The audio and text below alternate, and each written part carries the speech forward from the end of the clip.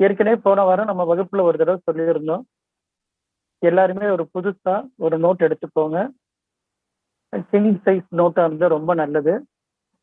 அந்த நோட்ல முதல் 5 பக்கங்கள் பயன்படுத்த வேண்டாம். அதற்கப்புறம் இருக்கக்கூடிய பக்கங்கள்ல நம்ம வகுப்புகளை எடுக்கக்கூடிய நோட்ஸை நீங்க எழுதிட்டு வாங்க.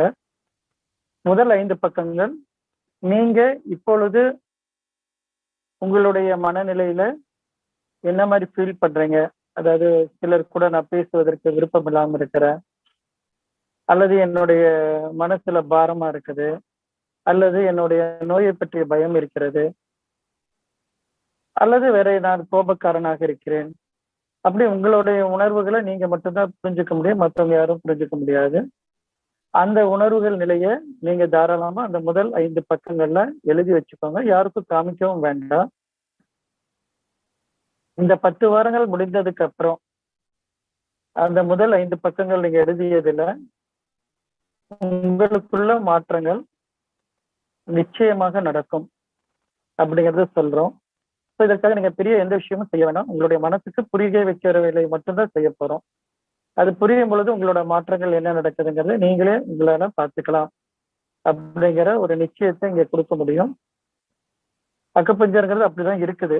ஏன்னா போன வாரம் ஒரு வருட வகுப்பு முடிச்சு சென்னையில் இருக்கிற மாணவர்களுக்கு பிரிவு உபச்சார விழா நடத்தணும். அப்ப அந்த வகுப்புல பாத்தீங்கன்னா ஒரு பெண் சின்ன பொண்ணுதான், கல்யாணமாகி இப்ப ஒரு குழந்தை கையில இருக்கிறா. அந்த பெண் இது வரைக்கும் தனியா எங்கேயும் டிராவல் பண்ணதில்லை, எதுவுமே இல்லை. திருச்சியில இருந்து சென்னையில படிச்சுட்டு இருக்கிற அந்த பொண்ணு பாத்தீங்கன்னா அந்த ஒரு வருட படிப்பு முடிச்சதுக்கு அப்புறம் அந்த பெண்ணுடைய நிலை எப்படின்னா, அதுக்கு முன்னாடி ஃபர்ஸ்ட் டே அவங்களை இன்ட்ரடியூஸ் பண்ண சொல்லுவோம். மைக் எடுத்து பேசுறதுக்கு அந்த பெண்ணால முடியல. அவ்வளவு பதட்டம், பேசுவதற்கான சங்கடம், அதெல்லாமே இருந்துட்டு இருந்த பெண் இப்ப கடந்த 6 மாதமா அவளேதான் தனியா திருச்சியில இருந்து வந்துட்டு போயிட்டு இருக்கிற அப்படிங்கிற ஒரு தைரியத்தை அவளே சொன்னா.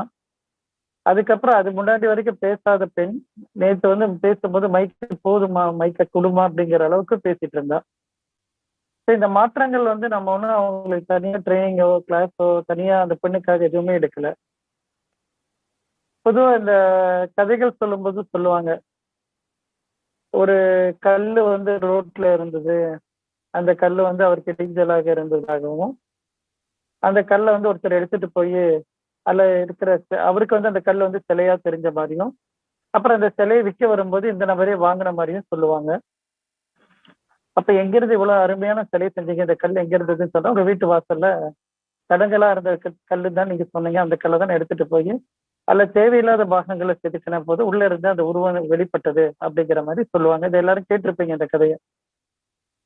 அது போல இந்த வகுப்புகள் எப்படி நமக்கு அமையும்னா, நம்மளுடைய மனசுல இருக்கக்கூடிய தேவையற்ற குழப்பங்களை கிளியர் பண்ணிடும், அவ்வளவுதான். அப்ப தேவையற்ற குழப்பங்களை கிளியர் ஆயிடுச்சுனாலே நம்ம மனம் ஏற்கனவே தெளிவா தான் இருக்குது. அந்த தெளிவான சிந்தனை நமக்கு கிடைக்கும் அப்படிங்கறது இந்த அக்குபஞ்சர் நம்ம பார்க்க போறோம். இது ஒரு அறிவியல் தான். அக்குபஞ்சர்ங்கிறது சுத்தமான அறிவியல். இந்த அறிவியல் மூலமா தான் நம்ம இந்த வாழ்க்கைய, நோய, ஆரோக்கியத்தை பத்தின எல்லா விளக்கத்தையும் பார்க்க போறோம். இப்ப ஏற்கனவே வகுப்பு போன தடவை அட்டன் பண்ணவங்களுக்கு இந்த வகுப்பு மறுபடியும் ஒரு தடவை சொல்றதுனால ஒரு ரீகாலா எடுத்துக்கோங்க. புதிய அன்பர்கள் நிறைய பேர் இருக்கிறதுனால நம்ம அந்த போன தடவை பேசுற டாபிக் ரொம்ப ரொம்ப முக்கியம் அப்படிங்கிறனால திருப்பி நம்ம ரிப்பீட் பண்ண வேண்டிய கட்டாயத்தில் இருக்கிறோம். ஸோ நம்ம ரிப்பீட் பண்றோம். 2வது முறை கேட்பவர்கள் கொஞ்சம் பொறுத்துக்கோங்க, அதே சப்ஜெக்ட் தான் தரப்போறோம். அதுக்கப்புறம் சில புது வார்த்தைகள், புது விஷயங்களை நம்ம பேச போறோம்.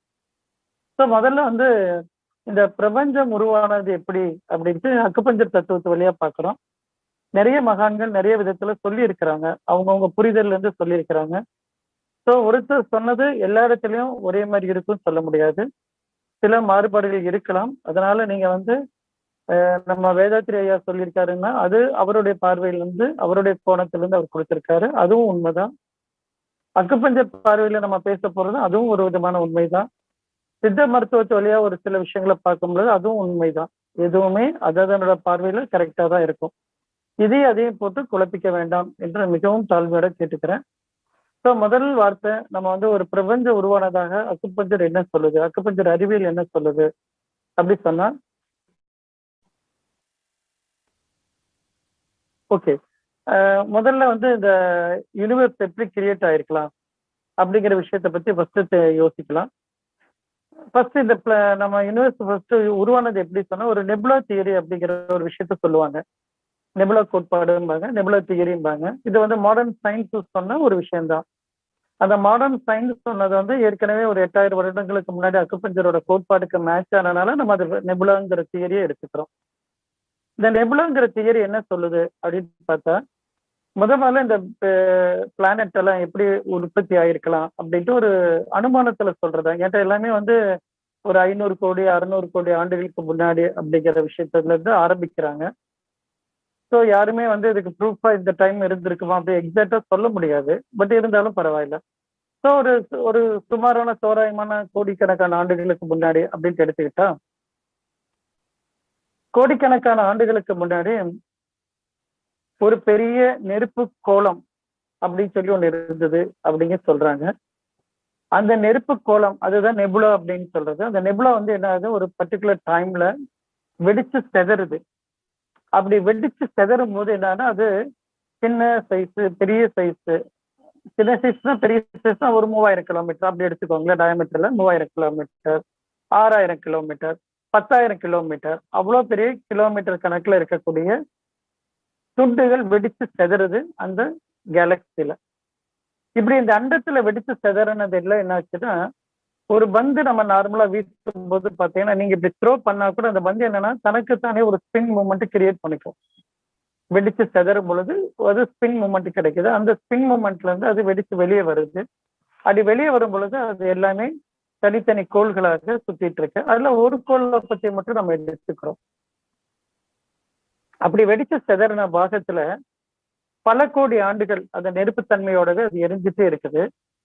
அப்படி எரிஞ்சிட்டே இருக்கக்கூடிய பகுதியில அந்த பல கோடி ஆண்டுகள் ஆனதுக்கு அப்புறம் அந்த நெருப்புத்தன்மையை அணைஞ்சு கொஞ்சம் கொஞ்சம் கொஞ்சம் கொஞ்சம் கொஞ்சம் கொஞ்சமா அப்படியே ஒரு மணல் தன்மையை உண்டாக்குதுன்னு சொல்றாங்க. மணல்லாம் இறுக ஆரம்பிக்குது அப்படின்னு சொல்றாங்க. அப்போ இதுல எது நமக்கு புரிய வருதுன்னா, அது ஒரு நெருப்புங்கிற தன்மையில இருந்து ஒரு நிலம் அப்படிங்கிற தன்மையை உருவாக்குச்சு அப்படின்னு சொல்றாங்க. அந்த நிலம் அப்படிங்கிற தன்மை உருவானதுக்கு அப்புறம் அந்த நிலத்துடைய இடைவெளியில இருந்து காற்று மண்டலம் மேலேறி வருது. வாயு மண்டலமா உருவாகுது. அது பல கோடி ஆண்டுகள், எல்லாமே கோடிக்கணக்கான ஆண்டுகள் எடுத்துக்கோங்க. கோடிக்கணக்கான ஆண்டுகள் ஆகுது. அப்படி கோடிக்கணக்கான ஆண்டுகள் அந்த காற்று மண்டலம் வெளியேறி வெளியேறி வெளியேறி ஒரு காற்று படர்ந்து அந்த நிலத்தை சுத்தி ஒரு காற்று வெளி உண்டாகுது.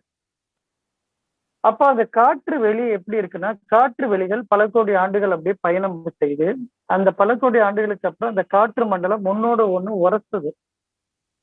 அப்படி உறையும் போது அது வந்து மேகங்கள்ல இருந்து மழை செய்யக்கூடிய மழை பொழிவாக அந்த பூமி மேல விழுகுது. அப்ப முதல்ல இருந்தது நெருப்பு அப்படிங்கிற ஒரு கோள். அதுல இருந்து வெடிச்சு சிதறின ஒரு பாகத்தை நம்ம எடுத்தோம். அந்த ஒரு பாகத்துல நிலம் அப்படிங்கிற ஒரு தன்மை உருவாகுது. அந்த நிலம் அப்படிங்கிற தன்மை உருவானதுக்கு அப்புறம் அதுல இருந்து காற்று அப்படிங்கிற தன்மை உருவாகுது.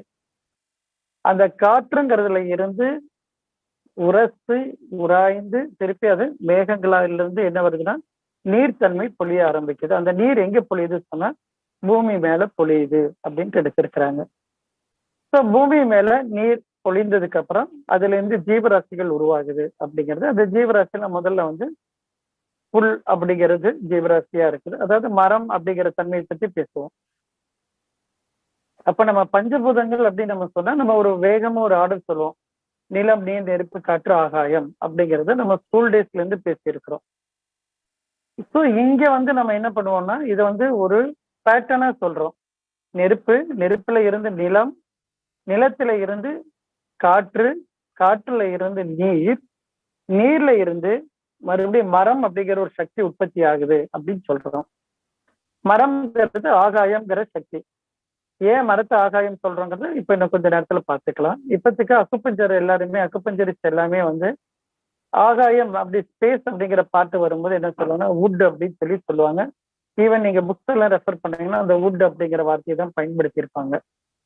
அப்ப இங்க வுட்டுங்கிறது வந்து நம்ம மரம் அப்படிங்கிற தமிழ் வார்த்தையை பயன்படுத்துறோம். ஸோ ஸோ வுட்டு மறுபடியும் டீகம்போஸ் ஆகி அல்லது அது எரிச்சோம் சொன்னா அது என்னவா மாறும்னா நெருப்பா மாறும். அப்ப இது ஒரு சைக்கிளிக் ப்ராசஸ்ல இருக்குது. சைக்கிளிக் ப்ராசஸ்ல இப்ப நம்ம சிம்பிளா எப்படி எடுத்துக்கலாம் சொன்னா, முதல்ல வந்து மேல நீங்க ஒரு நோட்ல எழுதிட்டு இருக்கிறீங்கன்னு நினைக்கிறேன். அந்த நோட்ல வந்து ஃபர்ஸ்ட் ஒரு ரவுண்டு போட்டுக்கோங்க. அந்த ரவுண்டுல வந்து ஃபர்ஸ்ட் நெருப்பு அப்படிங்கிற சக்தி எழுதிக்கோங்க. ஃபயர் அப்படின்ட்டு எலமெண்ட் எழுதிக்கோங்க. ஃபயர்ல இருந்து ஒரு சர்க்கிள் போடுங்க. மொத்தம் 5 சர்க்கிள் வேணும் நமக்கு. அந்த 5 சர்க்கிள் வட்டத்தில் இருக்கணும். ஒரு வட்டமா இருக்கிற மாதிரி. ஸோ அந்த சர்க்கிள்ல நெருப்புங்கிற ஃபயருங்கிற சர்க்கிள் அடுத்தது எர்த் அப்படிங்கிற சர்க்கிள் எழுதிக்கலாம். நிலம் சொல்லி எழுதிக்கலாம். நிலத்தில இருந்து நீங்க வந்து காற்று ஏர் எலமெண்ட் எடுத்துக்கலாம். காற்றுங்கிற சக்தியில இருந்து நீர் அப்படிங்கிற சக்தி வாட்டர்ங்கிற எலமெண்ட் எழுதிக்கலாம். வாட்டர்ல இருந்து எடுத்தீங்கன்னா அடுத்தது வுட், அதாவது மரம்ங்கிற சக்தி, மரத்துல இருந்து நெருப்புங்கிற சக்தி. ஜஸ்ட் இது உங்களுக்கோட விசினிட்டிக்காக கொடுக்குறேன், பார்த்துக்கோங்க. பிக்சர் கரெக்டா நேரா இருக்குமா அல்லது உல்டாவா இருக்கா எனக்கு தெரியல. இது ஃப்ரண்ட் கேமரால இருக்கிறதுனால நான் எழுதியிருக்கிறேன். ஸோ மேல இருக்கிறது நெருப்புங்கிற சக்தி, நெருப்புல இருந்து நிலம் அப்படிங்கிற சக்தி, நிலத்தில இருந்து காற்றுங்கிற சக்தி, காற்றுல இருந்து நீர் அப்படிங்கிறதும், நீர்ல இருந்து மரம்ங்கிற சக்தி, மரத்துல இருந்து மீண்டும் நெருப்பு சக்தி உற்பத்தி ஆகும். ஸோ ஃபர்ஸ்ட் இருக்கிறது ஃபயர் எலமெண்ட், நெக்ஸ்ட் இருக்கிறது எர்த் எலமெண்ட், அதுக்கு அடுத்தது இருக்குது ஏர் எலமெண்ட், ஏர்ல இருந்து அடுத்தது வாட்டர் எலமெண்ட், வாட்டர்ல இருந்து வுட் எலமெண்ட், வுட்ல இருந்து மீண்டும் வந்து ஃபயர் எலமெண்ட் உற்பத்தி ஆகுது அப்படிங்கிறது. ஸோ இந்த சைக்கிள் எதுக்கு பயன்படுத்த போறோம், எதுக்கு படிக்கிறோம், எது படிச்சாலும் நம்ம என்ன பர்பஸ்க்கு படிக்கிறோங்கிறது முதல்ல தெரிஞ்சுக்கணும். ஸோ எதுக்காக இந்த சைக்கிளை பத்தி இவ்வளவு பேச வேண்டியிருக்கு அப்படின்னு சொன்னா, இந்த சைக்கிள் தெரிஞ்சாதான் ஒரு நபருக்கு வந்து ஒரு தொந்தரவு வருது வைங்களே, ஏதோ ஒரு பிரச்சனையோட வர்றாரு சொன்னா அவருக்கு அடுத்து என்ன பிரச்சனை வரும் அப்படிங்கிறது நீங்க முன்னாடி ஃபோர்காஸ்ட் பண்ண முடியும், அனுமானிக்க முடியும் உங்களால. இவருக்கு இந்த பிரச்சனை இருக்கு, அடுத்தது இந்த பிரச்சனை வரலாம் அப்படிங்கறத நீங்க சொல்லலாம். இன்னொன்னு, இந்த பிரச்சனைக்கு முன்னாடி இப்ப அவர் ஒரு பிரச்சனையை சொல்லிட்டு இருந்தா கூட இந்த பிரச்சனைக்கு முன்னாடி இந்த பிரச்சனை உங்களுக்கு இருந்ததா அப்படிங்கறத நீங்க அவரை கிராஸ் எக்ஸாமினேஷன் பண்ண முடியும். அதுக்கு இந்த ஃபார்முலா தேவைப்படும். இந்த நம்ம சொல்லக்கூடிய இந்த 5 விஷயங்கள் தேவைப்படும். அதுக்குதான் இந்த ஆர்டர் பத்தி ரொம்ப நேரம் நம்ம ஸ்பெண்ட் பண்ண வேண்டியிருக்கு. ஸோ இந்த ஆர்டர் உங்களுக்கு தரவா இருந்தாதான் நமக்கு கொஞ்சம் ஈஸியா வந்து டயக்னைசிங் பண்றதுக்கு ஈஸியா இருக்கும். இப்போ ஒண்ணுமே இல்லை, சிம்பிளா நான் சொல்றேனே. இப்ப இந்த டூல் வச்சுட்டு பேசுவோம். இப்ப காற்று அப்படின்ட்டு ஒரு சைக்கிள் எடுத்துட்டோம் வைக்கல. காற்றுங்கிற ஒரு சக்தி இங்க இருக்குது, காற்றுங்கிற சக்தி இங்க இருக்குது. ஓகே, இந்த காற்றுங்கிற சக்திக்கு அடுத்தது என்ன வருது சொன்னா நீர் அப்படிங்கிற சக்தி வருது. ஓகே ஓகே, இப்ப காற்றுங்கிற சக்திக்கு முன்னாடி என்ன சக்தி இருக்குன்னா நிலம் அப்படிங்கிற சக்தி இருக்குது. ஓகே, இப்ப ஏதாவது ஒரு நபர் வர்றாரு, அவர் வரும்போது அவரோட பார்ட்ல இருந்து காற்று பத்தி பிரச்சனையை சொல்றாரு, காற்று பத்தி பிரச்சனை சொல்றாரு வச்சுக்கோங்களேன். இப்போ உதாரணத்துக்கு ஒரு எக்ஸாம்பிளுக்கு வச்சுக்கோங்க. காற்றுங்கிறதுனா ஒரு மூச்சு திணறல் அல்ல வீசிங் கம்ப்ளைண்ட் அப்படின்ட்டு எடுத்துப்போம் சிம்பிளா. இப்ப இவருக்கு இந்த வீசிங் கம்ப்ளைண்ட் இருக்குது அப்படின்னு சொன்னா, இந்த வீசிங் கம்ப்ளைண்ட் வந்து மேபி அவருடைய எர்த் எலமெண்ட், அதாவது நிலம் பாதிப்புனால இந்த வீசிங் வந்திருக்கலாம். அப்படின்னா நிலம் எதனால பாதிச்சது அப்படிங்கறத நம்ம அவருக்கு டயக்னைஸ் பண்ண வேண்டியிருக்கலாம் ஒண்ணு. இல்ல இப்ப இப்படியே இவர் இருந்துட்டே இருந்தாருன்னா இவருக்கு அடுத்தது என்ன பாதிப்பு வரலாம்னா நீர் சம்பந்தப்பட்ட பாதிப்புகள் வரலாம். அப்ப அதை நம்ம முன்னாடியே அவரால் ஃபோர்காஸ்ட் பண்ணி சொல்ல முடியும், இந்த பாட்டுல இருக்கிறீங்க, இந்த பாட்டுக்குள்ள வரலாம் அப்படிங்கிற ஒரு கண்டிஷனை நம்ம சொல்லலாம். அல்லது அந்த நபருக்கு இந்த பாட்டு கூட வந்திருக்கலாம், பிரச்சனை கூட வந்திருக்கலாம். அவருக்கு இப்ப மேஜரா இருக்கிறது இது ஒண்ணுங்கிறதுனால இதை பத்தி சொல்லுவாரு. அப்ப இதை பத்தி நம்ம ஏதாவது ஒரு கேள்வி கேட்டோம்னு சொன்னா, இதுல ஏதாவது ப்ராப்ளம் இருக்காங்கிறதுக்காக ஒரு கேள்வி கேட்டோம் சொன்னா, ஆமா அப்படின்னா அவருக்கு இந்த பாதிப்புல இருந்து அடுத்த பாதிப்பு சேர்ந்து வந்திருக்கு அப்படிங்கிறத புரிஞ்சுக்கலாம். ஸோ அந்த புரிதலுக்கு தான் இந்த சைக்கிள் நமக்கு தேவைப்படுது. ஓகே, ஸோ வேற ஒன்றும் பெருசா இல்லை. இந்த 5 பஞ்சபூதங்கள் தான் இருக்கு நம்ம கிட்ட. இந்த 5 பஞ்சபூதங்களை நெருப்புங்கிற ஒரு சக்தி பிரதானம், அதுல இருந்து நிலம்ங்கிற சக்தி, ஃபயர்ல இருந்து எர்த் அப்படிங்கிற எலமெண்ட், எர்த்ல இருந்து ஏர் எலமெண்ட், ஏர்ல இருந்து வாட்டர் எலமெண்ட், வாட்டர்ல இருந்து வுட் எலமெண்ட், வுட் எலமெண்ட்ல இருந்து திருப்பி மீண்டும் ஃபயர் எலமெண்ட்ல கனெக்ட் ஆகும். ஓகே, இப்ப இதுல வந்து நம்ம ஒவ்வொரு எலமெண்ட்லயும் என்ன ஸ்பெஷாலிட்டி இருக்கு அப்படிங்கிற விஷயத்தை தான் நம்ம லாஸ்ட் டைம் வந்து இன்ட்ரோடக்ஷன் கிளாஸ்ல பேசியிருந்தோம். ஓகே, இப்ப புதுசா இருக்கிற அன்பர்கள் நிறைய இருக்கிறதுனால நம்ம திருப்பி அதை ரிப்பீட் பண்ண போறோம். இனிமேல் தான் ரிப்பீட் பண்றோம். ஸோ மெயினா வந்து நிலம் அப்படிங்கிற ஒரு சக்தி அப்படின்னு பார்க்கும்போது, நிலத்துல என்ன செய்ய முடியும் அப்படின்னு ஒரு கேள்வி கேட்ட வைங்க. எங்க உடம்பை பத்தியே போக வேண்டாம். உடம்புக்கு இதுக்கு நம்ம எந்த வித இது சீன் கிரியேட் பண்ண வேண்டாம். நிலம் அப்படின்னா என்ன அப்படின்ட்டு யார்கிட்ட கேட்டோம் வைங்களேன், வெளியே இருக்கிற நிலத்தை பத்தி பேசுவோம். வெளியே இருக்கிற நிலத்துல நம்ம என்ன பண்ண முடியும் அப்படின்னு சொன்னா, நிலத்துல நம்ம வந்து சொல்லுவோம், நிலத்துல பில்டிங் கட்டலாம், ரோடு போடலாம், நம்ம டான்ஸ் ஆடலாம், அப்புறம் அங்க ஏறி நிலத்துல குதிக்கலாம். இதெல்லாம் நம்ம நிறைய சொல்லிட்டே போலாம். எல்லாமே சொன்னாலும் நிலத்துல ஒரு ஸ்பெஷல் யூனிக் ப்ராப்பர்ட்டி ஒண்ணு இருக்கும் நிலத்துல. அந்த இடத்துல இருக்கக்கூடிய யூனிக்னஸ் என்ன அப்படின்னு சொல்லி கேட்டா, அதுல இருக்கக்கூடிய ஒரு ஸ்பெஷாலிட்டி என்னன்னா கல்டிவேஷன், அதாவது விவசாயம் அப்படிங்கிறது நிலம் சார்ந்தது அப்படின்னு நம்ம சொல்லலாம். அப்ப நிலம் அப்படிங்கிறது ஒரு பிரதானம் எதுக்கு? விவசாயத்துக்கு. ஆனா அடுத்த கேள்வி, அப்ப ஃபார்மிங்னா என்ன, கல்டிவேஷனா என்ன அப்படின்ட்டு ஒரு கேள்வி வருது வைங்களேன். கல்டிவேஷனா என்ன? கல்டிவேஷன் தானே. விவசாயம்னா விவசாயம் தானே அப்படின்னு நம்ம சொல்லலாம். அப்ப விவசாயம்னா என்ன அப்படின்னா, உதாரணத்துக்கு ஒருத்தர் ஒரு அருமையான ஒரு நெல்மணி எடுத்துட்டு வர்றாரு. அந்த நெல்மணி எடுத்துட்டு வந்து ஒரு நிலத்துல போட்டு அதை நல்லா பக்குவமா அதுக்கு தேவையான வெளிச்சத்தை கொடுக்கிற மாதிரி பார்த்து, தேவையான காற்று கொடுத்து, தேவையான நீர் கொடுத்து வளர்த்துறாரு. அது ஒரு 3 மாதம் வளருது அல்லது 6 மாதம் வளருது. நல்லா உயரமா வளருது. உயரமா வளர்ந்து அதுக்கப்புறம் அது என்னவா இருக்குன்னா, அதுல இருந்து ஒரே ஒரு நெல்மணி திருப்பி கிடைக்கும். ஒரே ஒரு நெல்மணி மீண்டும் கிடைக்கும்.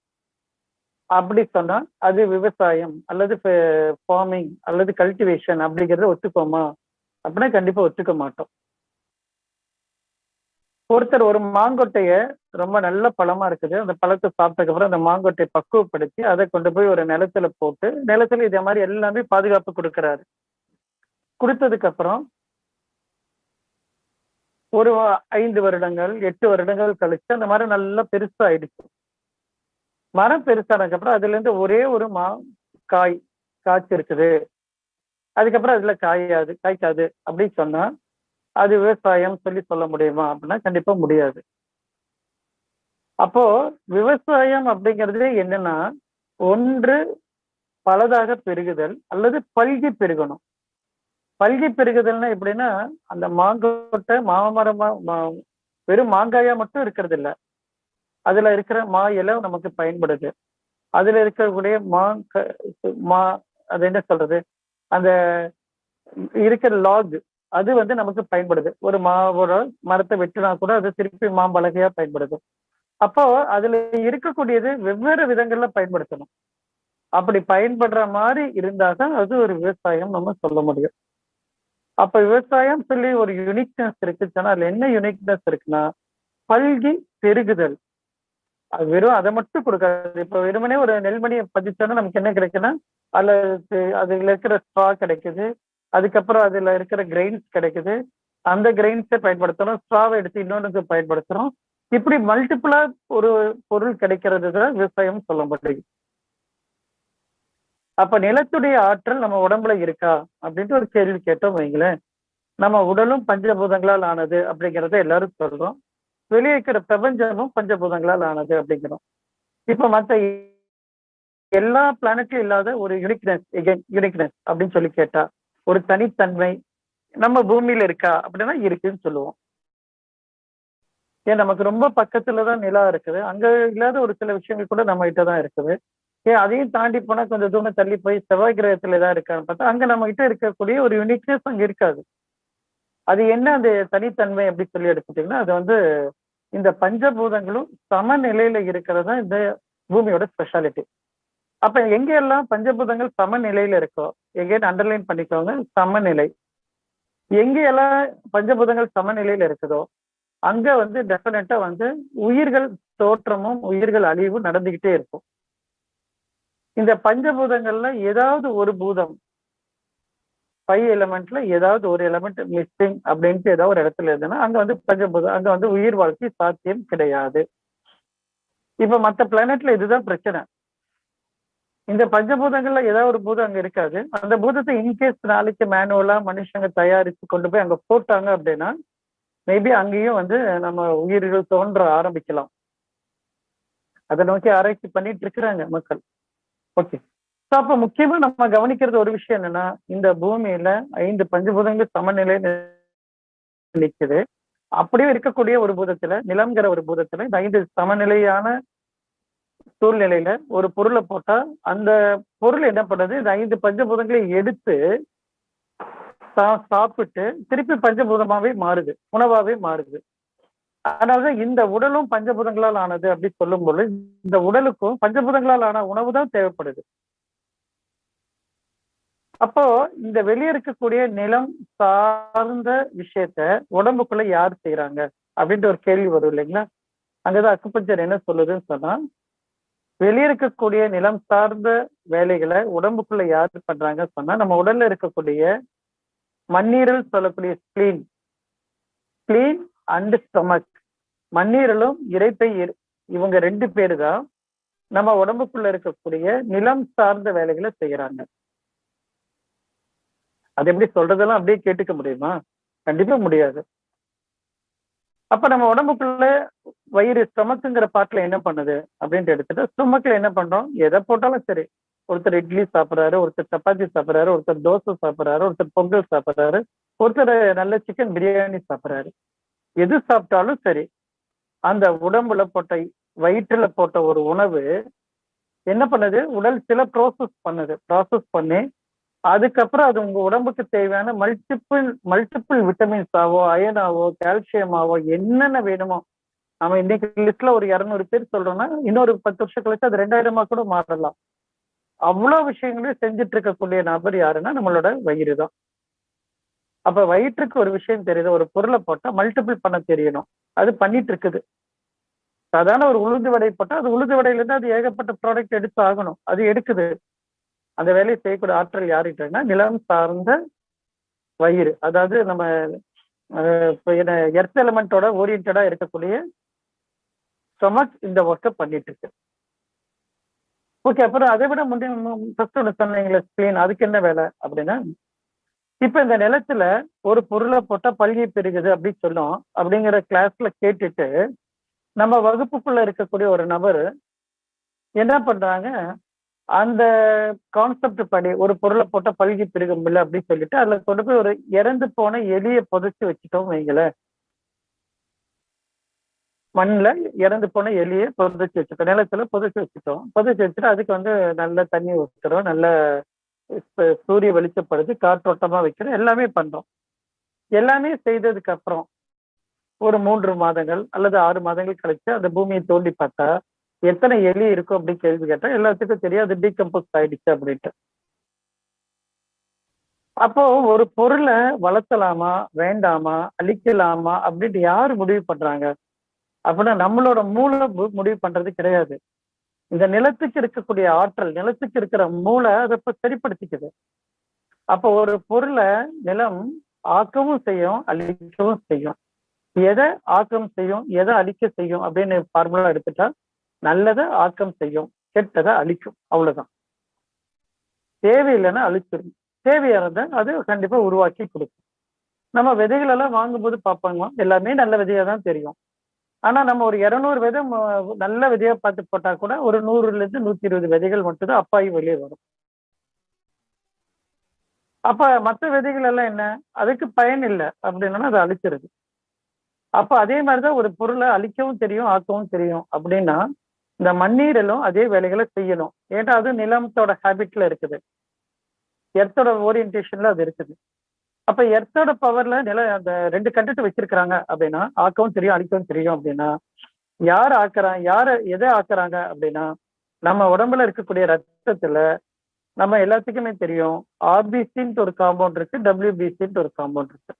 ரத்த வெள்ளையணுக்கள் ரத்த சிகப்பணுக்கள் இருக்கு. ஒண்ணு உங்க இம்யூனிட்டி பவரை அதிகப்படுத்த, ஒண்ணு இம்யூனிட்டி பவரை கண்ட்ரோல் பண்ணும். ஸோ இந்த 2 விஷயத்தையும் செய்யக்கூடிய ஆற்றல் நம்மளுடைய மண்ணீரல் அதாவது ஸ்பிளீனுக்கு இருக்குது. அதே போல வயிற்றுக்கும் இதே ஆற்றல் இருக்குது. வயிற்றுல நீங்க போடுற எல்லாத்தையும் ஜீரணம் பண்ணணும்ட்டு அதுக்கு முடிவில்லை. நீங்க ஒரு நல்ல உணவா இருக்கலாம். அது மேபி என்ன வேணா அதுக்கு பேர் வச்சுக்கலாம். எக்ஸ், ஒய், இசட் அப்படின்ட்டு என்ன உணவு வேணா பேர் வச்சுக்கோங்க. அந்த உணவு ரொம்ப விலை உயர்ந்ததா வேணாலும் இருக்கலாம். ஒரு சின்ன பிளேட் உணவு கூட ரூ. 1500 வச்சுக்கோங்களேன். ரூ. 1500 இருக்கக்கூடிய ஒரு சின்ன பிளேட்ல இருக்கக்கூடிய ரொம்ப குட்டியா இருக்கக்கூடிய ஒரு உணவு. ரொம்ப ஹைலி காஸ்ட்லி உணவு தான் அது. அந்த உணவை நீங்க சாப்பிட்டாலும், அந்த உணவுல இருக்கக்கூடிய பொருள் அவர் தான் கரெக்ட் பண்ணணும். ஆனா அந்த உணவு காஸ்ட்லியா இருக்குங்கிறக்க அவர் கண்டிப்பா அதை டைஜஷனுக்குள்ள கொண்டு போகணுங்கிற நீடு கிடையாது. அவர் வேணும்னா அதை வச்சிருப்பாரு. வேண்டாம் சொன்னா அதை டீகம்போஸ் அல்ல, உடனே எலிமினேட் பண்ணிடுவார். அப்படி எலிமினேட் பண்றத நம்ம என்ன சொல்றோம்னா வாந்தின்னு சொல்றோம். வாமிட் இருக்குது அப்படின்னு சொல்றோம்.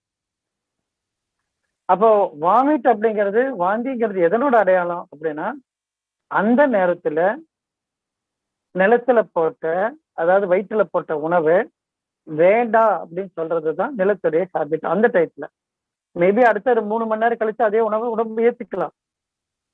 ஆனா உடம்பு தான் டிசைட் பண்ணுது. அதாவது என்னுடைய வயிறும் என்னுடைய மண்ணீரல் 2 பேரும், ஸ்ப்ளீன் அண்ட் ஸ்டொமக் 2 பேரும் சேர்ந்து முடிவு பண்றாங்க எனக்கு இது வேண்டாம் அப்படின்ட்டு. அப்படி வேண்டாம் சொல்லனா உடனடியாக வெளியே தள்ளிடுவாங்க. அதை யாரும் நம்மளால தடுக்கவே முடியாது. ஆனா இப்ப என்ன பண்றோம், அப்படியே உடல் செய்யக்கூடிய ஒரு விஷயத்த, அற்புதமான ஒரு விஷயத்த நம்ம ப்ராசஸ் படி, நம்மளோட தாட் படி அது இப்போ ஜீரணம் ஆகணும்னு நம்ம நினைச்சோம். டைஜஸ்ட் பண்ணி அது அடுத்த ஸ்டேஜுக்குள்ள போகணும்னு நினைச்சோம். அதனாலதான் 1500 ஒருத்தான ஒரு பொருளை வாங்கி சாப்பிட்டோம். ஆனா அது இப்படி வெளியே தள்ளுனதை நம்ம என்ன சொல்றோம், அதுவே ஒரு நோய் அப்படின்னு நினைச்சிட்டு உடனே அது தடுப்பதற்கான முயற்சியில் இறங்குறீங்க பாத்தீங்களா? தடுப்பதற்கு என்ன மெத்தட் எடுத்துட்டாலும் சரி, எந்த மெத்தட் எடுத்துட்டாலும் சரி, அப்படி தடுப்பதற்கு முயற்சி பண்ணி நீங்க அதை திருப்பி உள்ள வைக்கிறதுக்கு முயற்சி பண்றீங்க பாருங்க அந்த பொருளை, அப்பதான் அது நோயாக மாறுது. ஃபர்ஸ்ட் இது நோயோட அறிகுறி, வெறும் ஒரு அறிகுறி தான். எனக்கு இந்த பொருள் வேண்டாம், ஒரு சிம்டம் சொல்லுது, எனக்கு இது வேண்டாம் அப்படின்னு சொல்லுது, சிம்பிளா சொல்லுது. சொல்லப்போனா கெஞ்சிட்டு சொல்லுற மாதிரி, நம்ம கிட்ட ரொம்ப ரெக்வஸ்ட் பண்ணி ஐயா நான் வெளியே போய்க்கிறேன் அப்படி சொல்ற மாதிரி ஒரு விஷயம். இல்ல போக வேண்டாம் நீங்க உள்ள வச்சீங்கன்னா அது கண்டிப்பா ஒரு மோசமான பொருளா மாறும். அப்படி மாறும்போது அது அடுத்த நாள் வேற டிசென்ட்ரியா மாறலாம், அல்ல வேற ஏதாச்சும் ஒரு தாக்கத்தை உண்டாக்கலாம். இந்த மாதிரி ஒரு நாள் ஒரே நாள்ல வெளியேற்றம் பண்ணிடுச்சுன்னா பிரச்சனையே கிடையாது. அதே மாதிரி செய்யும் போதெல்லாம் ஏதோ ஒரு மாத்திரையோ மருந்தோ ஏதோ ஒரு விதத்துல அதை நீங்க அடக்கி அடக்கி அடக்கி வச்சீங்கன்னா கண்டிப்பா அது வேற விதத்துல உருமாற்றம் அடையும். அப்படி மாறும் பொழுது அது பழைய வாமிட்டோட ஷேப்ல இருக்காது. அது கட்டி புண்ணு இப்படி ஏதோ ஒரு விதத்துல அது மாறலாம். அப்ப நிலத்துக்கு இருக்கக்கூடிய மிகப்பெரிய ஆற்றல் என்ன சொன்னா, ஒரு பொருளை உள்வாங்கி அதை வேணும்னா தனக்குள்ள வச்சுட்டு அல்லது அதை பரிமாண வளர்ச்சி அடைச்சு மாற்றத்தை உண்டாக்குறதுக்கு முயற்சி பண்ணும். வேண்டாம் சொன்னா உடனடியா வெளியே தள்ளிட்டு போகும். இது நீங்க குழந்தைகள்கிட்ட பார்த்தா நல்லா தெரியும். குழந்தைகளுக்கு பால் ஊட்டுவீங்க. உங்களுக்கு மேபி அந்த கப்ல கடைசியா ஒரு 4 ஸ்பூன் இருக்கும். அந்த 4 ஸ்பூன் தானே கொடுத்துட்டா நம்ம அந்த கப்பை தலையை சுத்தி அந்த குழந்தைக்கு திருஷ்டி கழிக்கிற மாதிரி தலையை சுத்திட்டு நம்ம கப்பை கமிச்சு வச்சிடலாமே அப்படி தோணும். அது வரைக்கும் அந்த குழந்தை சாப்பிட்டுட்டு இருக்கோம். அந்த கடைசி அந்த ஒரு 2 ஸ்பூன் போகும்போது பாருங்க, விளக்கண்டு எல்லாத்தையும் தூக்கி வெளியே தள்ளும். அதுதான் அதனோட த்ரெஷ்ஹோல்டு லிமிட். அதனோட லிமிட் இருக்குது. நீங்க அந்த லிமிட்டுக்கு மேல உங்க பாத்திரத்துல இருக்குங்கிறதுக்காக நீங்க அதை உள்ள தள்ளி காப்பாத்தி உள்ள போயிருட்டோம் அப்படின்னு நீங்க நினைச்சா அதுக்கு அது முடியாது. அந்த கடைசி 2-3 வாய் போடும்போது அந்த குழந்தை கத்தால இப்படி அப்படி இப்படி அப்படி திருப்போம். அதாவது சொல்லுது வேண்டாமா நான் விட்டுடுங்க அப்படின்ட்டு. நம்ம தான் புத்திசாலி ஆச்சு. அதே எப்படி நீ சொன்னா நான் விடுவேனா, இதை மட்டும் புடிச்சுக்கோ அப்படி சொல்லி கையை 2 கழுத்தை நோக்கி புடிச்சிட்டு ஒரு ஸ்பூன்ல ஊத்தி விட்டுறோம். ஓகே, அப்ப உடல் சொல்லக்கூடிய விஷயத்த நம்ம புரிஞ்சுக்கிட்டாலே நமக்கு நோயோட தாக்கத்தை நம்ம குறைக்க முடியும்.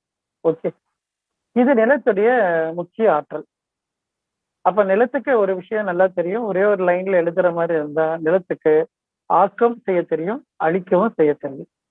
ஆக்கவும் தெரியும், அழிக்கவும் தெரியும் அப்படின்னு சிம்பிளா முடிச்சுக்கலாம். அதுக்குண்டான டிஸ்கிரிப்ஷன் தான் இவ்வளவு பெரிய கதைகளும். 2வது நிலத்துல இருந்து நம்ம என்ன சொன்னோம், காற்று நிலம் அப்படியே இறுக ஆரம்பிச்சு அப்படி இறங்கும் போது அதுல இருந்து இடைவெளியில இருந்து காற்று மண்டலம் உற்பத்தி ஆச்சு அப்படின்னு நம்ம பார்த்தோம். அப்ப காற்று வெளியில பல கோடி ஆண்டுகள் அந்த காற்று சமநிலையில அப்படியே மேலே ஏறி வந்துகிட்டே இருக்குது.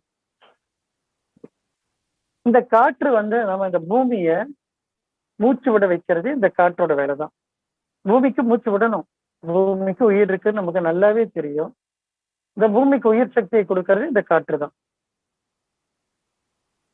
காற்று சார்ந்த விஷயம் நம்ம உடம்புல யார் இருக்கிறாங்க அப்படின்னு சொன்னா கண்டிப்பா நம்ம உடல்ல இருக்கக்கூடிய லங்ஸ் அண்டு லார்ஜ் இன்டெஸ்டைன், நுரையீரலும் பெருங்குடலும் தான் நமக்கு காற்று சார்ந்த உறுப்புகளாக இருக்கு.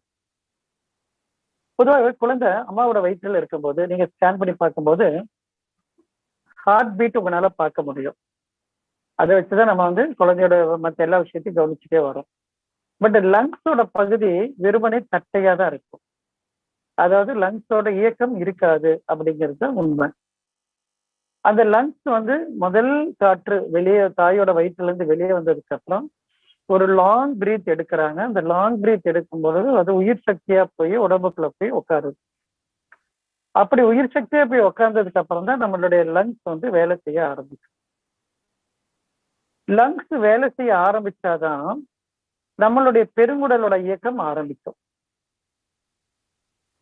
அப்போ குழந்தை பிறக்கிற வரைக்கும் குழந்தையோட எப்ப பிறக்குதுன்னு எக்ஸ்பெக்டேஷனோட இருக்கிற நம்ம அந்த குழந்தை அழுதா மட்டும்தான் எல்லாருமே சந்தோஷப்படுறோம். ஏன்னா அந்த அழுகைங்கிறது அதனோட டீப் பிரீத் இன்ஹேல் ஆகிற டைம்.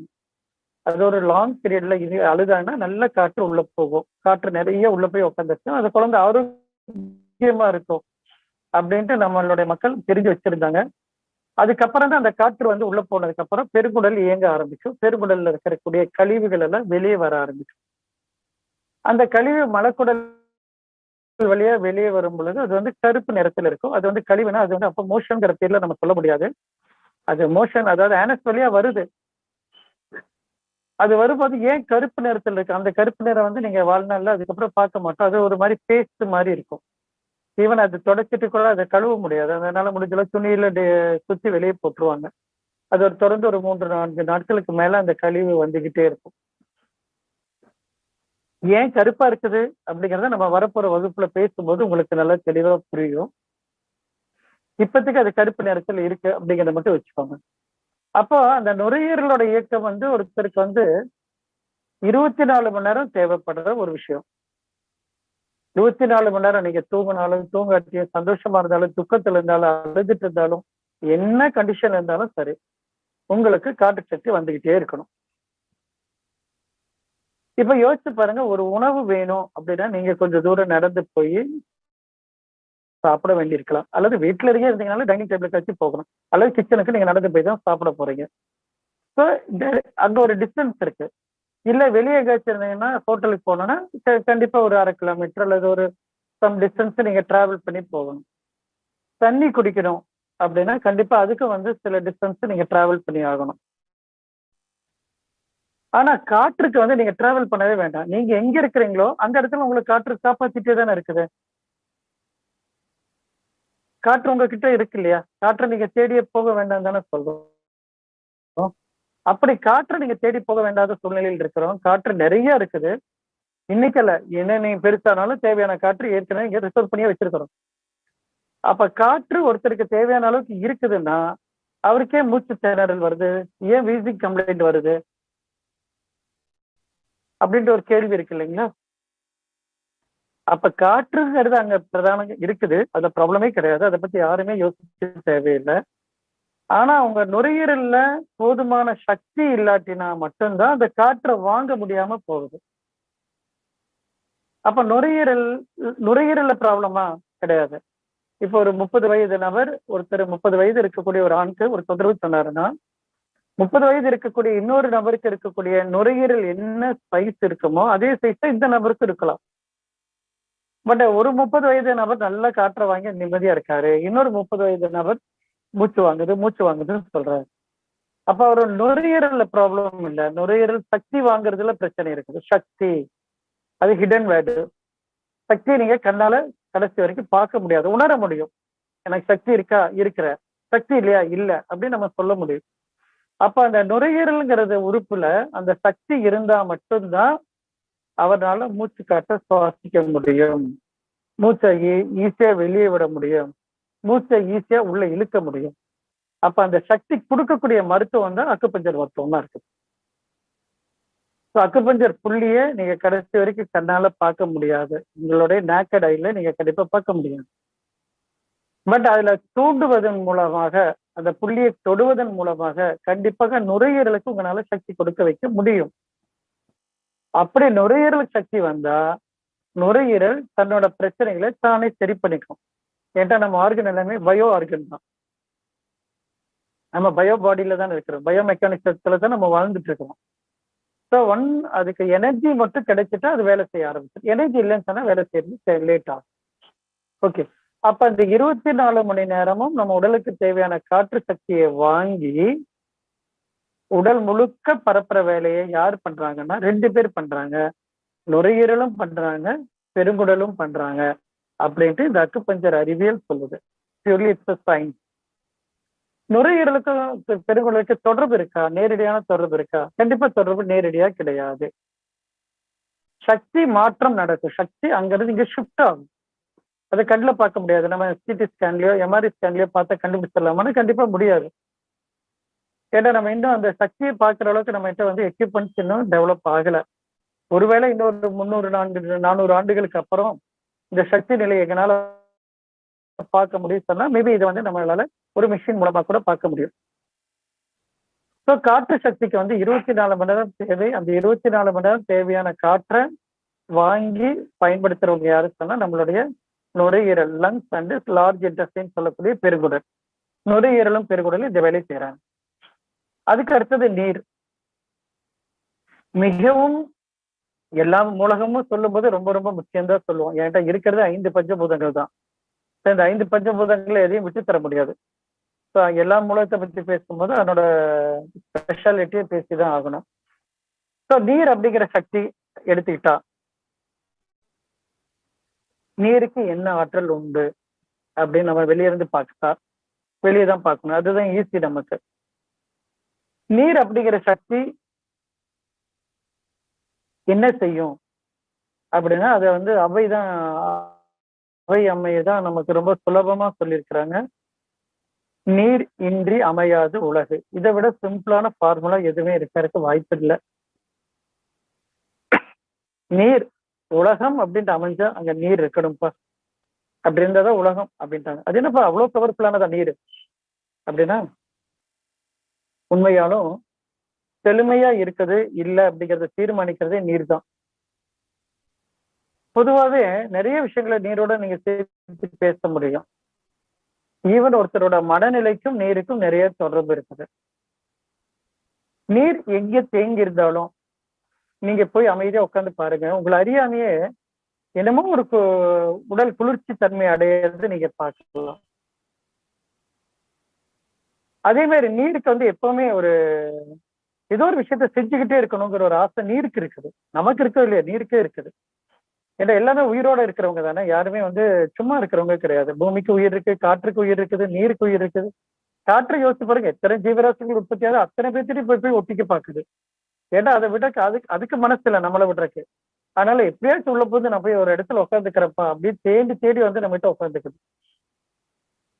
நீருக்கு இருக்கக்கூடிய ஆற்றல் அப்படின்னா விவசாயம் அப்படிதான் செழுமையானது நீர் தான். நீர் இல்லாம உங்களால விவசாயம் பண்ண முடியாது. அதே மாதிரி தூய்மைப்படுத்துதல் அப்படின்ட்டு எடுத்துக்கிட்டா நீருக்கு பிரதானமான முறை இருக்கு. நீங்க உடலை தூய்மைப்படுத்துறீங்க, துணி துவைக்கிறீங்க, அல்லது வேற ஏதாச்சும் இடத்த கிளீன் பண்றீங்க, காரை கிளீன் பண்றீங்க, எல்லாத்துக்கும் நீர் நீர் நீர். அப்புறம் அதுக்குள்ள போடுறதுக்கு வேணா பவுடரை மாத்திக்கலாம். ஆனா பேஸ் நீர் இல்லாம ஒன்றும் நடக்காது. அப்ப நீருக்குடைய பிரதானமான ஆற்றல் என்னன்னா தூய்மைப்படுத்துதல் அப்படின்னு சொல்லலாம், சுத்தப்படுத்துதல் அப்படின்னு சொல்லலாம். அப்ப நம்ம உடம்புக்குள்ள இந்த சுத்தப்படுத்தக்கூடிய வேலை யாரு சார் செய்யறாங்க, யார் பண்ணிட்டு இருக்கிறாங்க அப்படின்னு எடுத்துக்கிட்டா நம்மளுடைய சிறுநீரகமும் சிறுநீர் பையும், அதாவது கிட்னி அண்ட் யூரினரி பிளாடர். இந்த கிட்னியும் யூரினரி பிளாடரும் தான் நம்ம உடம்புக்குள்ள இருக்கக்கூடிய தூய்மைப்படுத்துதலோட பிரதான வேலையா செய்யறாங்க. அவங்களுக்கு நிறைய வேலை இருக்குது. அந்த நிறைய இருக்கிற வேலையில பிரதானமான வேலை பிரைமரி டியூட்டி என்னன்னு சொல்லி எடுத்துட்டா சுத்தப்படுத்துதல். இப்ப ரத்தத்தை சுத்தப்படுத்தணும், அது இயல்பா நடந்து ஆகணும், இல்லைன்னா ரத்தம் குப்பையாயிடும். ஸோ அந்த தூய்மைப்படுத்துற வேலை யாரு பண்றாங்க? நம்ம கிட்னி தான் பண்ணிட்டு இருக்கிறாங்க. கிட்னி வந்து அந்த மாதிரி தூய்மைப்படுத்தி அனுப்புற வேலையை நம்ம சிறுநீரக பை வந்து வாங்கி வச்சுக்குது, தேவையில்லாததெல்லாம் வாங்கி வச்சுக்குது. அது வாங்கும்போது அதுக்கு நிறைய வேலை இருக்கு. அதுல ஒரு வேலை இந்த கலெக்ட் பண்ற வேலைன்னு எடுத்துக்கோங்க இப்பத்துக்கு. ஸோ கலெக்ட் பண்ணி வச்சுக்கிறாங்க. அப்ப நீருடைய ஆற்றல் வந்து தூய்மைப்படுத்துதல் அப்படிங்கிறது மட்டும் கிடையாது. அதை விட ரொம்ப பவர்ஃபுல்லான விஷயம் என்னன்னா, மறைந்திருப்பதை வெளிக்கொண்டு வரும் ஆற்றல் நீருக்கு உண்டு. மறைந்திருப்பதை வெளிக்கொண்டு வரும் ஆற்றல் நீருக்கு உண்டு. என்ன மறைஞ்சிருக்குது, என்ன வெளியே கொண்டு வர போறாங்க?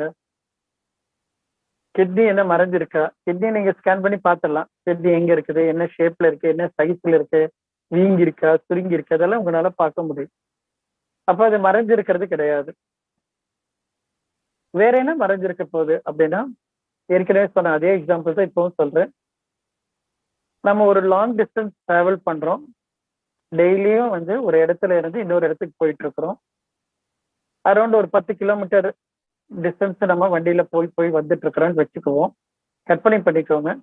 அப்படி போகும் பொழுது ஒரு 10 கிலோமீட்டர் ஏரியால உங்க சிட்டி லிமிட்டை தாண்டி போனதுக்கு அப்புறம் அது ஒரு வெறும் வர காடா இருக்குது. வறண்டு போன காடா இருக்கு. அந்த காடை தாண்டி தான் நீங்க உங்களுடைய டெஸ்டினேஷனுக்கு போகணும். ஸோ இந்த ரூட்டை வந்து நீங்க டெய்லியும் காலையிலயும் சாயங்காலமும் போயிட்டு வந்துட்டு இருக்கிறீங்கன்னு வச்சுக்குவோம். ஒரு 10 நாட்கள் நீங்க ஏதோ ஒரு அவசரம் உங்களுடைய வேலை நிமித்தம்னால அந்த ரூட் வழியா போகல. அந்த ரூட்ல நீங்க போகல. அந்த 10 நாள்ல ஹெவி ரெயின். ஸோ மழை நின்றுச்சு. ஒரு 4-5 நாட்கள் ஆயிடுச்சு. நீங்க திருப்பி வண்டி எடுத்துட்டு அந்த ரூட்ல போறீங்க அப்படின்னு எடுத்துக்கிட்டா, அந்த ரூட்ல போகும் பொழுது நீங்க பாத்தீங்கன்னா முழுக்க செழுமையா செடிகள் வளர்ந்துருக்கும். பச்சை பசேன்னு இருக்கும். இப்ப நமக்கு ஒரு கேள்வி, பார்த்துட்டே போவோம். அப்படியே காற்றுக்கு லேசா ஆடிட்டு இருக்கும். ரொம்ப செழுமையா இருக்கும். அப்படியே போகும்போதே ஒரு பிளசண்டா இருக்கும் அந்த ஏரியா. அது வரைக்கும் நமக்கு வேற மாதிரி இருந்த பூமி இப்ப வந்து பிளசண்டா இருக்கு. அப்ப ஏதோ ஒரு விஷயம் அந்த நீர் பட்ட உடனே என்ன ஆயிருக்கு, அதுல இருந்து துளிர்த்து இருக்குது, செடிகள் வளர்ந்து இருக்குது. அப்படின்னு இந்த செடிகளுக்கு முன்னாடி யாரு விதை போட்டாங்க, இந்த விதை எப்படி வளர்ந்தது, என்ன நடந்தது அப்படிதான் மழை பொழிஞ்ச உடனே மழை பூமி மேல பட்டு நிலத்தோட மிக்ஸ் பண்ணோன்னா அவங்க 2 பேரும் உறவாடுறாங்க. அந்த உறவுல அந்த பூமிக்குள்ள இருக்கக்கூடிய விஷயங்களை வெளியெடுத்து காமிக்கிறாங்க. பூமிக்கு இல்லாத விஷயங்களை அவங்களால வெளியே கொண்டு வர முடியும். ஏன்னா அவ்வளவு பவர்ஃபுல்லானவங்க அவங்க 2 பேரும். ஸோ இவங்க 2 பேர்த்தோட உறவாடல்ல அருமையான புது புது விஷயங்கள் எல்லாம் உற்பத்தியாகி வெளியே வருது. சரி, ஓகே, அது வெளியே நடக்கிற விஷயம். உடம்புக்குள்ள அப்படி என்ன மறைவா இருக்க போகுது நமக்கு அப்படின்னா, ஒரு 3 மாத பெண் குழந்தை நம்ம கையில இருக்கிறாங்க. அந்த குழந்தைக்கு நம்ம தேவையான உணவெல்லாம் கொடுக்குறாங்க. அம்மா பால் ஊட்டுறாங்க, எல்லாம் கொடுக்குறாங்க, சாப்பிடுது, வளருது.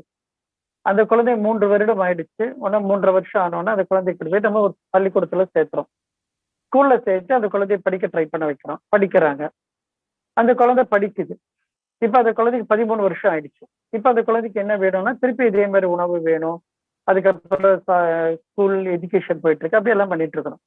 இப்ப அந்த குழந்தைக்கு 23 வருடம் ஆயிடுச்சு. இப்ப அந்த குழந்தைக்கு 23 வருடம் ஆனதுக்கு அப்புறம் இப்ப அந்த குழந்தைக்கு வந்து ஒரு பருவம் ஆயாச்சு. ஒரு கல்யாணம் பண்ணி வைக்கிறோம். அது தேவையான துணை கிடைக்குது. அதனுக்கு உடல்ல தேவையான மாற்றங்கள் எல்லாம் நடந்துருச்சு.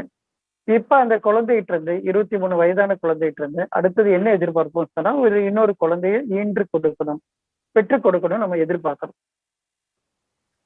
இப்போ அந்த குழந்தைக்கு உண்டான மறுபடியும் ஒரு குழந்தையை பெற்றுக் கொடுக்கக்கூடிய ஆற்றல் மறைவாக அந்த குழந்தையோட உடல்ல இருக்குது. அந்த மறைவான ஆற்றலை வச்சுக்கிட்டு இருக்கக்கூடிய உறுப்பு யாரு சொன்னா, ஆர்கன் யாரு சொன்னா கிட்னி தான். சிறுநீரகம் தான் இந்த மறைவான ஆற்றலை வச்சிருக்கிறாங்க. நம்ம சொல்லுவோம் யூட்ரஸ் தேவை, ஓவரி தேவை, ஃபெலோப்பியன் டியூப் தேவை, பீரியட் சைக்கிள் நார்மலா இருக்கும். இதெல்லாம் ஓகே. இது எல்லாத்துக்கும் மேல அந்த குழந்தைக்கு ஒரு குழந்தை பேர் கொடுக்கக்கூடிய ஆற்றல் வைத்து இருக்கக்கூடிய நபர் யாரு சொன்னா நம்மளுடைய கிட்னி தான். சிறுநீரகம் தான். சிறுநீரகத்துல ஆற்றல் நல்லா இருந்தா மட்டும்தான் அந்த குழந்தையோட ஃபெர்டிலிட்டி பார்ட்டை பத்தி நம்மளால பேச முடியும். வெறும் அந்த யூட்ரஸோட ஷேப்பு, அந்த ஓவரியோட அழகு, அந்த பைப்போட அழகு, இதை வச்சுட்டு மட்டுமே நம்மளால வந்து ரிசல்ட் கொடுக்க முடியாது. அப்போ நீங்க அக்குபஞ்சர் கத்துக்கிறவங்க டெஃபினட்டா உங்களோட டெப்த் வந்து ரொம்ப அதிகமா போகுது. சாதாரணமா பார்க்கக்கூடிய மக்கள் இப்போ ஒரு யூட்ரஸ்ல இருக்கக்கூடிய பிரச்சனையை கூட நீங்க கிட்னியை சரி பண்ணுவதன் மூலமாக இதை சரிப்படுத்திடலாம். கிட்னிக்கு ஆற்றல் கொடுத்தா போதும், அது ஓவரி பார்த்துக்கும், அது டியூபை பார்த்துக்கும், அது ஆட்டோமேட்டிக்கா யூட்ரஸை பார்த்துக்கும். அப்ப கிட்னியை தான் இது எல்லாத்துக்கும் டிசைடிங் அத்தாரிட்டியா இருக்கிறாங்க. மறைந்திருக்கும் ஆற்றலை வெளிக்கொணரும் சக்தி வந்து கிட்னிக்கு இருக்குது. ஆணுக்கு உண்டு, பெண்ணுக்கு உண்டு. பெண்ணோட ஃபெர்டிலிட்டி பார்ட் எடுத்துட்டாலும் சரி, ஆணோட ஃபெர்டிலிட்டி பார்ட் எடுத்துட்டாலும் சரி, 2 பேர்த்துக்குமே அவங்களோட கிட்னி தான் அந்த பிரைமரி ஒர்க்கை பண்ணிட்டு இருக்கிறாங்க. இது மட்டும் கிடையாது நண்பர்களே, இதையும் தாண்டி உங்களுடைய இன்பில்ட் கேரக்டர், அதாவது நீங்க தனியா பேசுறீங்கன்னா ஒரு தனித்தன்மையா பேசுறீங்க, டான்ஸ் ஆடுறீங்க, ஒரு ஆர்ட் வரைகிறீங்க, எல்லாத்தையும் மற்றவங்களுக்கு அணைச்சிட்டு போறீங்க, ஒரு லீடர்ஷிப் குவாலிட்டி இருக்குது. அப்படி நீங்க எதெல்லாம் உங்களோட இண்டிவிஜுவாலிட்டின்னு சொல்றீங்க பாருங்க, அந்த இண்டிவிஜுவாலிட்டி எல்லாம் உங்க கிட்னில தான் இருக்குது அப்படின்ட்டு அக்குபஞ்சர் சயின்ஸ் சொல்லுது.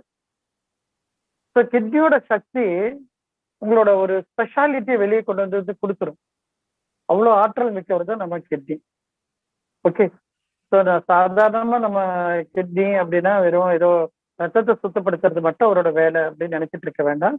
அவரோட வேலை இன்னும் அதிகமா இருக்குது. ஓகே, ஸோ இப்போ நம்ம 3 பேரை பத்தி பேசியிருக்கிறோம். ஒருத்தர் வந்து நிலம், அவருக்கு வந்து 2 விஷயம் தெரியும், ஆக்கவும் தெரியும், அழிக்கவும் தெரியும். எதை ஆக்கணும், எதை அழிக்கணும் அப்படின்ட்டு யாரு முடிவு பண்ணுவாங்கன்னா, நிலத்துடைய மூளை தனியா வேலை செஞ்சு இந்த வேலையை செய்வாங்க. பட் அவங்க எதுக்காக செய்யறாங்கன்னா, நீங்க ஆரோக்கியமா இருக்கணுங்கிறதுக்காக அவங்க அந்த பொறுப்பு எடுத்துக்கிட்டாங்க, அவ்வளவுதான். அதுக்கடுத்து காற்று 24 மணி நேரம் உங்க கூடயே இருப்பாரு, உங்க கூடயே கவனிச்சுட்டு இருப்பாரு. நீங்க எங்கேயும் அதுக்காக தேட வேண்டாம், அலைய வேண்டாம். நாட் ஈவன் சிங்கிள் ஸ்டெப்பு கூட எடுக்க வேண்டாம். ஏன்டா அவரை உங்களை சுற்றி பாதுகாத்து வச்சிருக்காரு. அப்படி இருக்கிறவரை யாரு உடம்புக்குள்ள பேசிக்கிறாரு சொன்னா, நம்மளுடைய லங்ஸ் அண்ட் லார்ஜ் இன்டெஸ்டைன் நமக்குள்ள பேசி அந்த வேலைகளை உங்க உடல் முழுக்க பரப்பி வச்சுக்கிறாரு, கவனிச்சுக்கிறாரு. அதுக்கடுத்தது உங்களுடைய நீர் சார்ந்த உறுப்பான கிட்னியும் யூரினரி பிளாடர். இவங்க வந்து உங்க உடம்புல இருக்கக்கூடிய கிளென்சிங் ப்ராசஸ், கிளீன் பண்ற வேலையை ரொம்ப நீட்டா பண்ணிக்குவாங்க. ரத்தத்துல இருந்தாலும் சரி, மற்ற செல்கள் இருந்தாலும் சரி, எல்லாமே. இப்ப ரத்தத்துல இருந்து வரக்கூடியது வந்து நல்லதும் வரும், கெட்டதும் வரும். ரத்தம் வந்து கேரிங் ஏஜென்ட் தான். ரத்தத்துல நல்ல பொருள்களும் போகும், கெட்ட பொருள்களும் போகும். நம்ம இந்த சொல்லப்போனா இந்த ஏர்போர்ட்ல ஒரு கன்வேயர் பெல்ட் இருக்கும் இல்லைங்களா, நம்ம லக்கேஜஸ் எல்லாம் கொண்டு வந்து அங்கங்க போட்டுருவாங்க. அவங்கவுங்க பேக்கை பிக் பண்ணி எடுத்துக்குவாங்க. அதே மாதிரி இந்த ரத்தங்கிற கண்டெய்னர்ல நிறைய போயிட்டு இருக்கும். நம்ம உடல்ல தேவை டக்கு டக்குன்னு எடுத்துக்குவாங்க. கடைசியில எதுவுமே இல்லை அப்படின்னா அது வேண்டாத பொருளா தான் கன்சிடர் பண்ண முடியும். அப்படி வேண்டாத பொருளை கொண்டு வந்து யாருக்கிட்ட தருவாங்கன்னா, கிட்னிட்ட தருவாங்க. ஸோ கிட்னி தன்னோட வேலை என்னன்னா, அந்த வேண்டாத பொருளை எல்லாம் ஃபில்டர் பண்ணி எடுத்து அதை வெளியே தள்ளுற வேலையை அவர் கவனிச்சுவார். நீங்க ரத்தத்தை தான் மல்டிபிள் ஸ்டேஜ்ல ஃபில்டர் பண்ணி கடைசியில வரும்போது அந்த யூரின் வந்து வெள்ளைன்ட்டு வருது. ஸோ அது வந்து திருப்பி பேக்ல கலெக்ட் பண்ணி வெளியே தள்ளுது. ஸோ இப்ப நம்ம பார்த்திருக்கிறது இந்த 3 சக்தியை பத்தி மட்டும் நம்ம பேசியிருக்கிறோம். இந்த 3 சக்தியில் இருக்கக்கூடிய தன்மைகள் என்னங்கிறத பத்தி பேசியிருக்கிறோம். நாளை வகுப்புல அடுத்த 2 சக்திகளை பத்தி பேச போறோம். அதற்கு முன்பு இப்பொழுது நேரம் 1:20